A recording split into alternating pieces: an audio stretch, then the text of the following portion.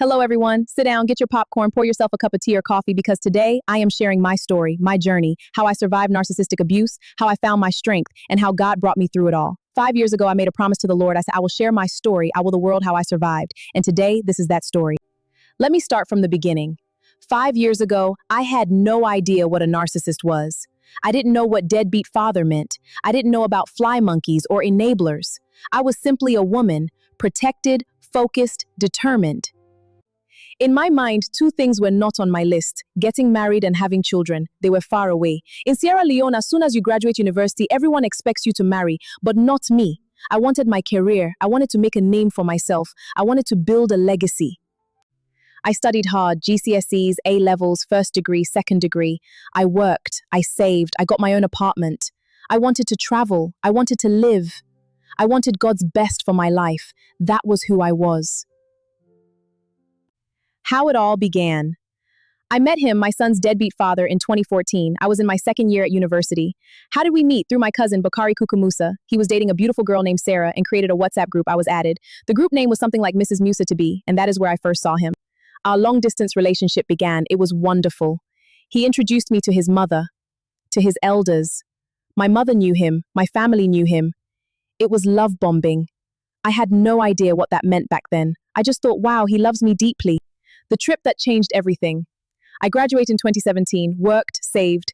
Then in December 2018, I planned my first trip back home to Sierra Leone. I was traveling with my mother. We missed our flight. She went ahead.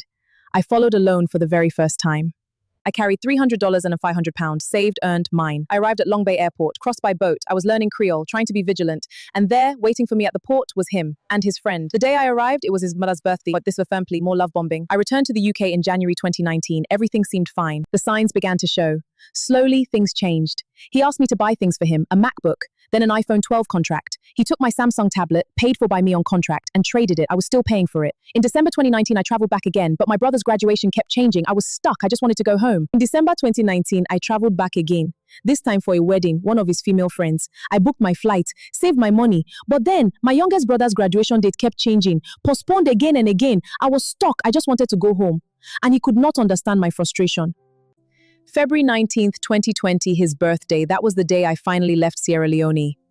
I returned to the UK. I had no idea I was already carrying my son.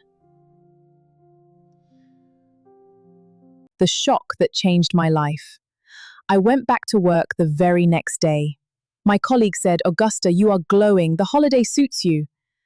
But my friend Angela said something else. She looked at me and asked, "When was your last monthly?"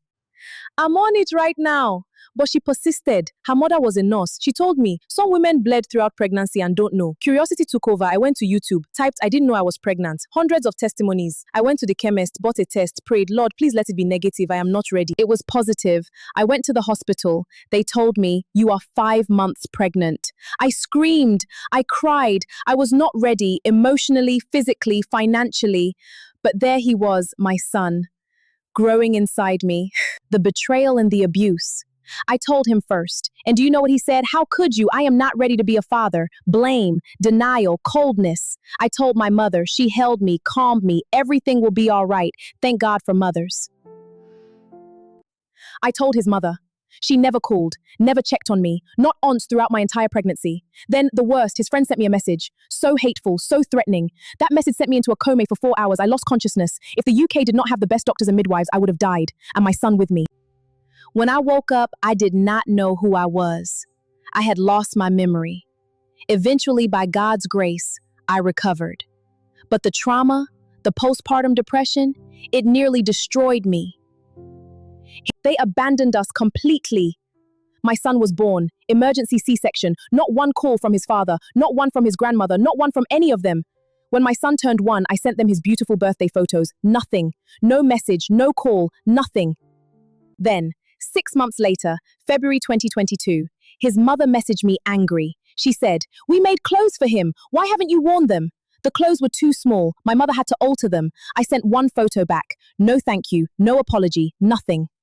October 5th, my son's birthday. Everyone called. My mother, my sister, godmothers, aunties, all of them celebrating me. And then his cousin called, and she dropped the bombshell. She said, the reason he didn't call is because Bakari told him you went to church and called him irresponsible. Evidence? There was none.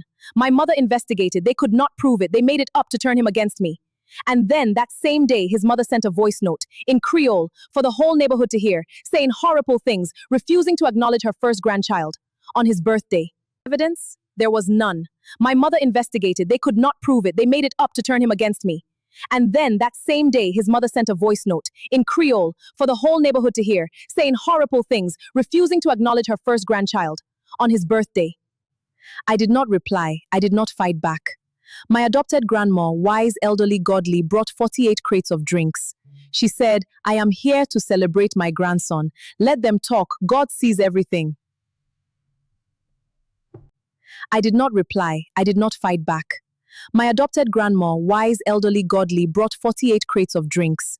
She said, I am here to celebrate my grandson. Let them talk. God sees everything.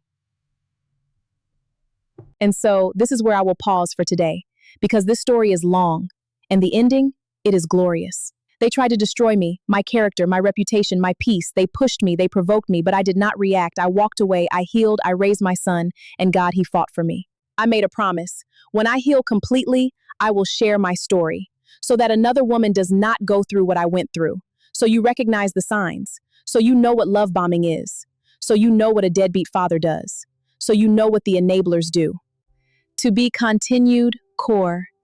Thank you for listening. Stay strong. Wait on God. He is the defender of the innocent.